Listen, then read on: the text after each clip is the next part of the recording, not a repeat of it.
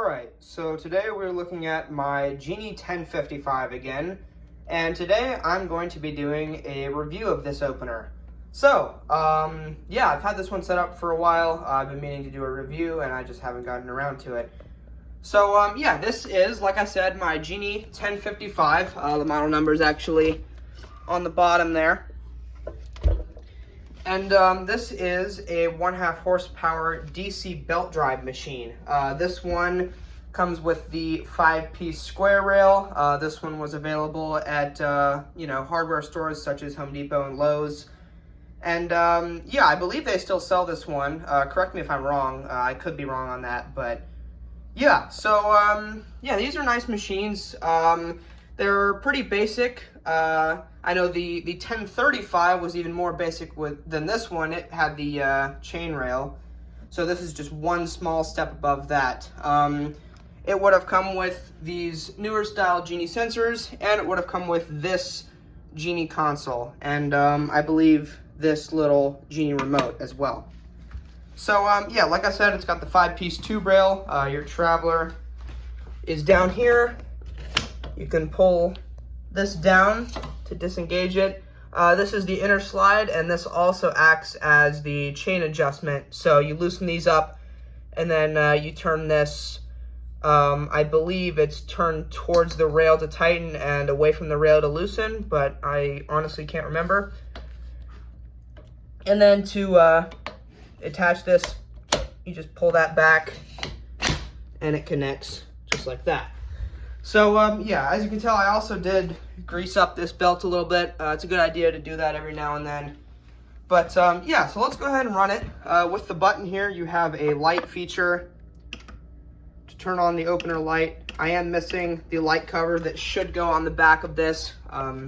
Yeah, and then I also have a lock feature with this button. This one doesn't really work right. You kind of have to find the sweet spot.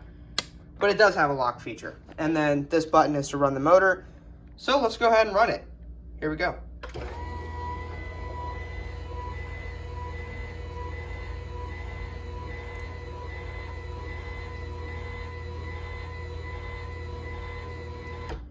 So it is a quiet machine.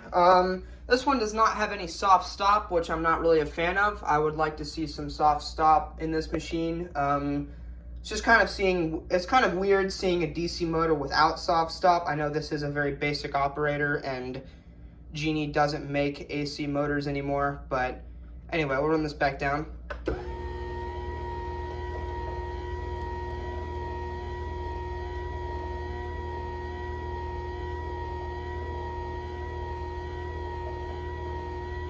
And you can hear there's a little bit of splatting noise from the grease that's getting worked in up in the sprocket.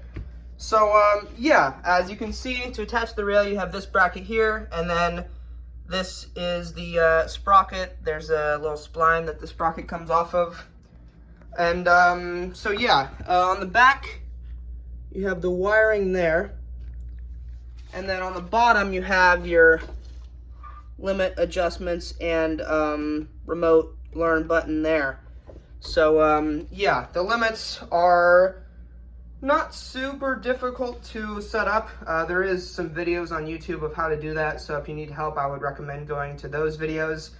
And then programming a remote's really easy. You just push the button and then push the remote control 2 times, and then the next time you push it, it'll operate. So let's go ahead and run it again with the remote this time.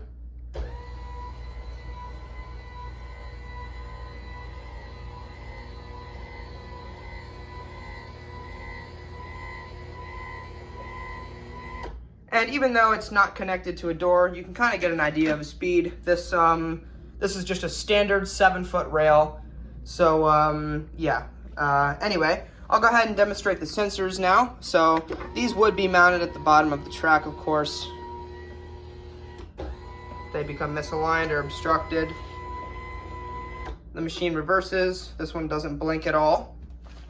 And I'll show the force as well. I'll just put my foot behind the machine, and I'll show that if something hits it, it stops as well. This one actually auto sets the force for you, which is pretty nice. You don't have to go through any force programming steps. I think you just run the machine up and down and it sets the force up for you. So yeah, that's pretty cool. Anyway, we'll run this back down with the remote again.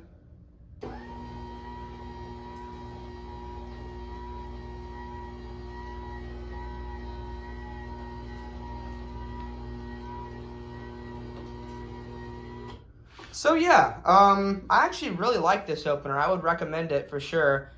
Even though it's a basic machine, it gets the job done. I haven't put it on a door yet, so I'm not 100% sure how it would act on a heavy door. My guess is probably not the best, but still, if you have a lightweight door, I would recommend this opener for sure. It's inexpensive and it'll get the job done. So yeah, here you have the pulley. This just goes in with a pin and a, thing there. That's where the rail would attach to the header bracket. Rail is a little bit, I think it's a little bit skinnier than the Chamberlain square rails. I'm not 100% sure, but it looks like it is from what I can tell. But anyway, and of course it does have force on the way up as well. That's a little harder to show because I have to put my foot behind the machine, and yeah, it'd be kind of hard to show with only one hand available. But we'll run this up again here. This one you can also turn the light off when the machine is operating.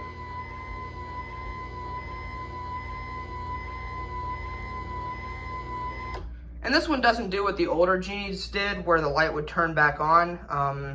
I guess they must have removed that at some point, but yeah. And then of course you can stop this one halfway. Just stops right there, goes back up. Perfect. So yeah, there you go. I think I've basically covered everything with this opener. I was trying to think if there was anything else I wanted to say about it. I guess with the tension of the belt, you should have the belt not super tight. You can tell this one has a little bit of wiggle in it, but it's not sagging at all. You can see that it still has some wiggle to it, but it's not sagging below. And when it's installed on the door, it's easier to tell where the belt should be. If it's sagging way below the rail, you need to tighten it. But you don't want this to be too hard to move back and forth. So yeah, I guess we'll go ahead and run this back down. And here we go.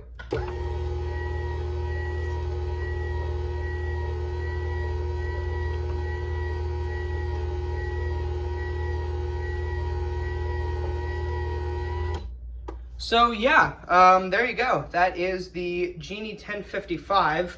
I believe there's a couple extra letters on the model number.